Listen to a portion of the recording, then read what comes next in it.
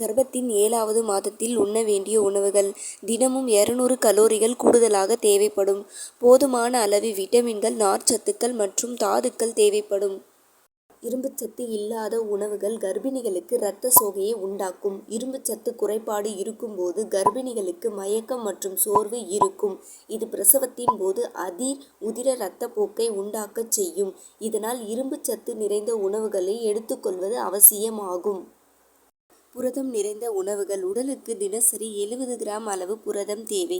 புரதம் நிறைந்த உணவுகளை எடுத்துக்கொள்வதன் மூலம் இரத்த குளுக்கோஸின் அளவு நிலையாக இருப்பதோடு நீரிழிவு நோயை குறைக்கச் செய்யும். பருப்பு வகைகள், மீன்கள், இறைச்சி போன்ற உணவுகளை சேர்க்கலாம். DHA உணவுகள். குழந்தையின் மூளை வளர்ச்சிக்கு நன்மை செய்யும். தினமும் 200 கிராம் DHA தேவைப்படும். உடலின் பால், முட்டை, பழங்கள் மூலம் கர்ப்பிணிகளுக்கு DHA முழுமையாக பெறலாம். போலிக் அமிலம் நிறைந்த உணவுகள். கீரைகள், பச்சை காய்கறிகள், பீன்ஸ் மற்றும் சிட்ரஸ் பழங்கள் சேர்ப்பதன் மூலம் போலிக் அமிலம் பெறலாம். கால்சியம் நிறைந்த உணவுகள். குழந்தையின் எலும்புகளை வலுவாக்க வைத்திருக்கும். உணவில் சுமார் 800 மில்லிகிராம் வரை கால்சியம் இருக்க வேண்டும்.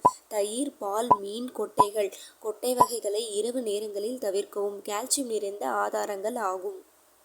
மெக்னீசியம் நிறைந்த உணவுகள் அவசியம் சேர்க்க வேண்டும். 350 முதல் 400 மில்லிகிராம் வரை மெக்னீசியம் அவசியம்.